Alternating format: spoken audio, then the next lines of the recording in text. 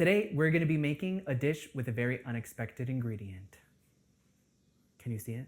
Mm-hmm. Great. You might have used this for dessert, but today we're actually making dinner. We're gonna be recreating a dish from the most recent season of Tournament of Champions. If you don't already know, the Tournament of Champions is a cooking competition show that I've been sleeping on apparently for the past 5 seasons. Shout out to my sister who actually put me on. Hey. In one of the episodes, there was a round between Chef Stephanie Izard and Michael Reed, and they had to utilize turkey thighs, Yukon Gold potatoes. They had to use a toaster, make it nutty, and you already know they had to incorporate vanilla bean. Before we get in the kitchen and actually recreate the winning dish from Michael Reed, let's go game plan. Let's start with what we know. These are a list of ingredients that I was able to capture by each of the components as I re-watch the episode. I'll give you a moment to take a look before we discuss the changes I'll be making so that it's more approachable in my kitchen. I'm not subject to the randomizer, so I'm not going to use the toaster. My kitchen, my rules. Additionally, I'm also not going to be using turkey thigh because I feel like chicken just makes more sense to the average home cook. As far as the flour, egg, and crust is concerned, I'm going to be actually adding some garlic and onion powder to that because I googled it and Google said vanilla works well with garlic and onion. So we're gonna add that there to just add a little bit more flavor besides the salt and pepper. And as far as the hazelnuts are concerned, it's not that I didn't want them.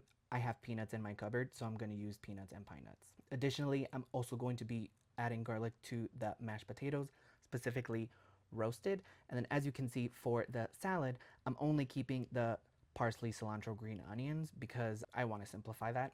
And as far as the vinaigrette is concerned, I'm going to do extra virgin olive oil and some lemon because lemon and vanilla go really good together in desserts, so I would assume that it would go well together in this application. Whew, man. So let's get into the kitchen and make it happen, guys. I'm starting with the potatoes because that's probably going to take the longest. I've cut a handful of Yukon Gold potatoes, like this much maybe, because it's just going to be the two of us eating this and I'm not sure how it's going to taste and I don't want a lot of leftovers, but I'm going to salt it right now. That's enough, I think. Yeah. Okay. I'm going to salt it. I'm going to turn it on so that it can start boiling and then I can get to the other components of the mashed potatoes. I've got about a stick of butter here that I'm going to start melting so that it can eventually start to brown. And then over here, I just used whatever we had in the refrigerator. You could use heavy cream, you could use milk. We had half and half, so I'm using half and half. I'm gonna turn that on the back. And the only thing we're going to need to do is add our vanilla bean in it. I've already started chopping the vanilla bean, did a terrible job, but we're gonna move on. What we need to do is actually take out the seeds that are the inside because that is what produces a lot of flavor. And there was a funny story that I heard about someone who was using vanilla bean for the first time and they didn't know that the inside is what mattered the most. So they scraped all the seeds and tossed it out because they didn't realize That's terrible, actually. was what they needed. So this is what it looks like. Ooh. We're gonna add that in there. I'm gonna make sure that I scrape everything that's in here and then I'm just gonna toss this vanilla pod in there as well. We have our dredging station here. We have our flour, our egg, and our nutty breadcrumb mixture. So what I did to this, I just added a little bit of peanuts, a little bit of pine nuts. I added 1 vanilla pod at first, tasted it, decided it needed another one, and here we are. So what we're going to do is we're going to season each layer with a little bit of garlic powder, onion powder, salt, pepper, so that our chicken is flavorful. And then we'll dredge it.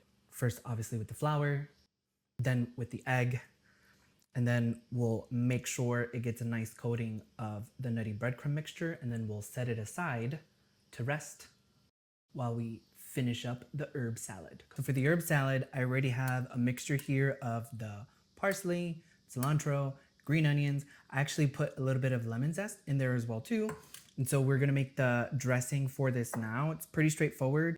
We're gonna add some lemon juice, some oil, and salt and pepper to taste. We're also going to add, maybe not the whole clove of garlic because this is only a little bit, but we're gonna add freshly grated garlic into this as well too. I gave it a little shake. Now I'm just gonna taste it to make sure seasoning is all good. That is really good.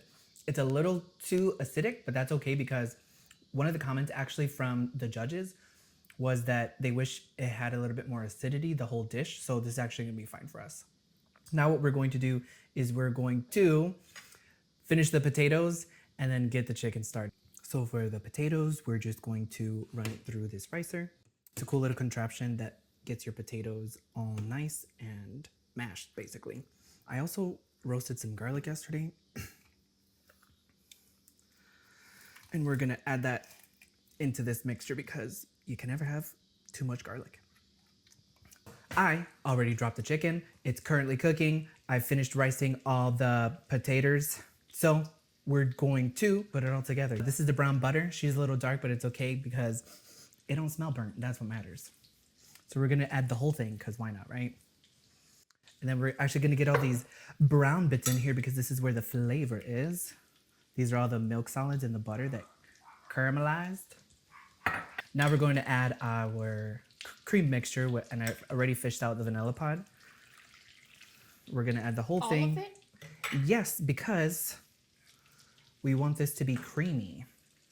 And while it rests, we wanna make sure that as it solidifies, it still ends the texture that we want it to be. So it's gonna seem like a lot, because take a look. She looks a little soupy, but we're gonna mix it and it should come together. You see, it's coming together. It's still a little bit loose. Again, it's fine.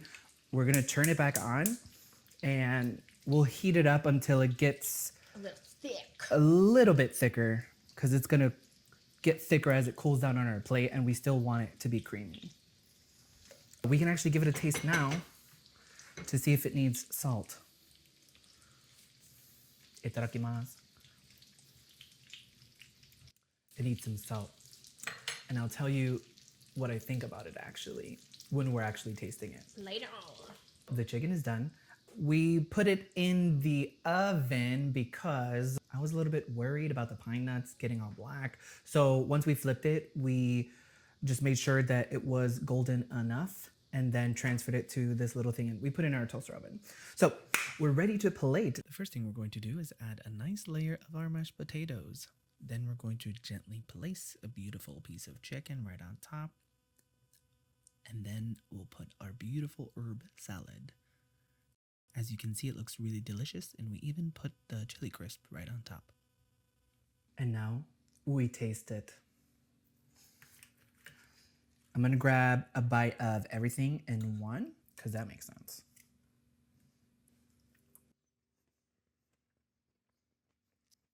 Here are my thoughts. I think the potatoes are nice and creamy. I think it's surprising how well the vanilla flavor actually works. I think the roasted garlic in there helps bring a much needed savoriness, which is really cool. The chicken, I think the crust is delicious. You can definitely taste the vanilla bean. I do think that it probably would be better deep fried. Honestly, I just didn't want to do all that hot mess just for this. The herb salad is a 10 out of 10. I'm gonna put that on everything starting tomorrow. Altogether, I would say this is about 8.5. 8.5. Why is it an 8.5? 8.5 because it's not something that I would make On the regular. on the regular. So I'm gonna knock it down just a little bit and just give it an 8.5. Overall, it's really good. It's delicious. I'm gonna totally finish this. This was my attempt at recreating Chef Michael Reed's dish from Tournament of Champions. If you like what you saw, give this video a like, share it with a friend. And if you made it all the way to the end, thank you. See you next week.